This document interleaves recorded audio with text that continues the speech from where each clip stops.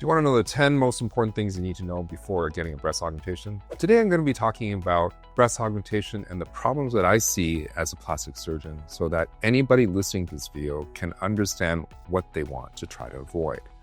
Now, complications are possible in any type of surgery, and it really is the surgeon's job to try to prevent those complications. All these things that I'm going to talk to you about today are things that I try to avoid at all costs when I do surgery so that I can give patients the best results possible. This is Dr. Shim Ching. I'm a board-certified plastic surgeon. I work in Honolulu, Hawaii. I also work in the Middle East in Doha and Dubai, where I visit every 3 or 4 months or so.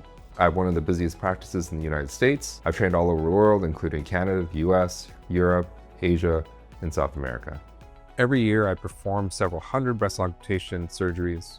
Over the course of my 20-year career, I've probably put in thousands and thousands of implants. So I feel I'm very qualified to be talking about this subject. Breast augmentation seems like a very simple procedure. We're just taking implants, putting them in the chest, and making breasts bigger. But there really are so many nuances to this procedure, and every millimeter and everything that a surgeon does is very important for the final result. What makes a beautiful breast? Its size, its proportion, its shape, its symmetry, and all these things have to be carefully considered when somebody places these implants in a woman's chest to do this surgery. It's really my job to make somebody look more beautiful, more attractive, feel better about themselves. Because people's perception of beauty is so discerning, it's really important that this surgery be performed perfectly so that people get the best results. Now, in my practice, it's a short procedure. It usually takes me somewhere around 40 minutes, sometimes less, sometimes a bit more to complete this surgery. The actual time in the operating room can be more like an hour and a half or so when you take into account the anesthesia before and after the surgery, and preparing the patient for surgery by my team. This is probably one of the most common procedures that's performed in the United States. This and liposuction are usually the top 2 procedures in popularity, and all over the world, millions of women get this procedure. If you had a breast augmentation, please leave a comment down below about your experience and tell us all how it went. So any type of surgery involves a scar, and this is no exception.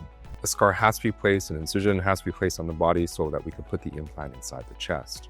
Now, people have heard my previous videos do know that I prefer armpit incision because that I feel is the best scar possible. It's hidden, the scar heals very well in the armpit, and it can be invisible, and I like to call this scarless breast augmentation. Not all plastic surgeons do this. A lot of them get very good results from other incisions, and usually the other 2 incisions are underneath the breast and beside the areola. It's not my preference to do the surgery that way, although my colleagues get great results.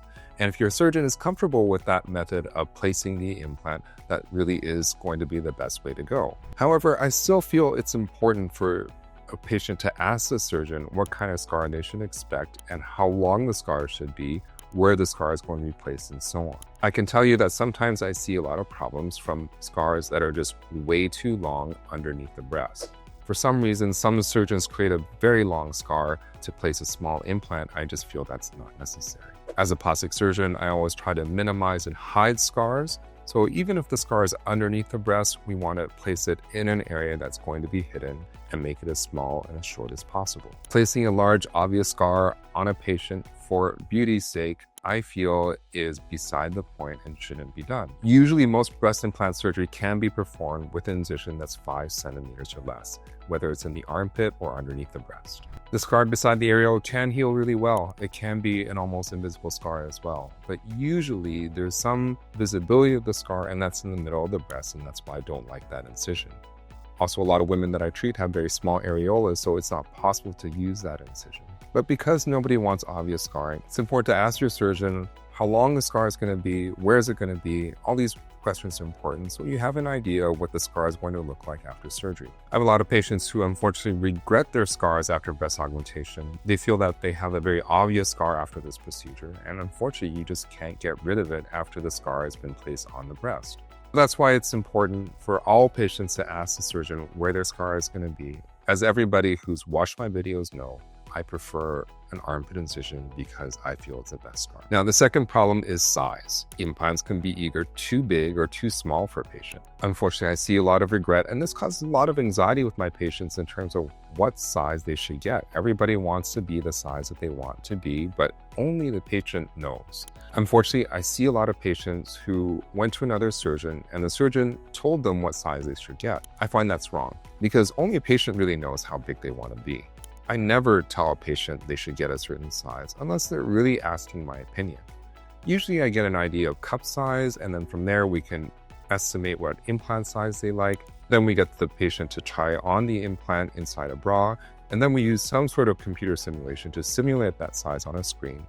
And the combination of trying on implants in a bra and seeing a simulation on screen really helps patients, and I find that my patients are very happy with the size. They don't feel that they're either too big or too small. So if you don't want regrets about size, ask your surgeon if you can try on implants and if you can use a computer simulation so that you yourself decide what size you want to get. And that will greatly increase your chances of being happy with the size that you get. If you have implants and you're happy with the size, either too big or too small, please give us a comment down below and we can talk about some more. Last thing I'm going to talk about is symmetry.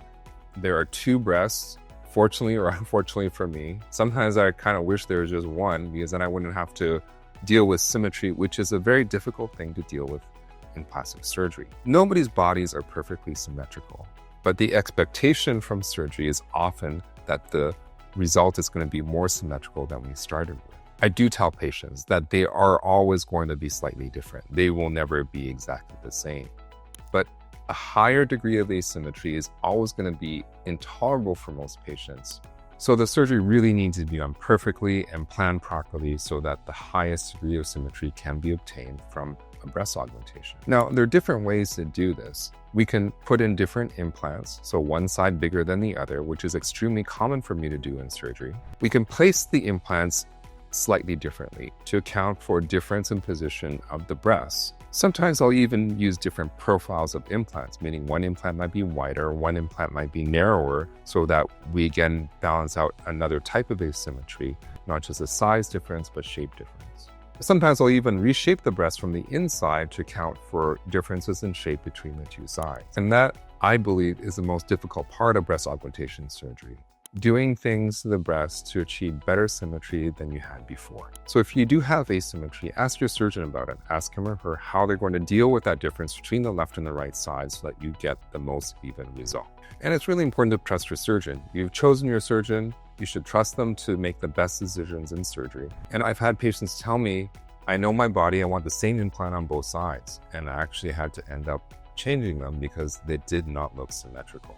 Usually before surgery, I'll tell patients to give me the size they want me to start with, and then the other side may be different for symmetry's sake. So of course, with any plastic surgery procedure, you want to pick somebody who knows what they're doing, who has the experience and the skill and the talent to give you the best result. So please choose your surgeon wisely. So I'll talk more about this in part 2 of what you need to know before breast augmentation. If you found this content useful, please subscribe to my channel. I post every week, and we'll see you next time.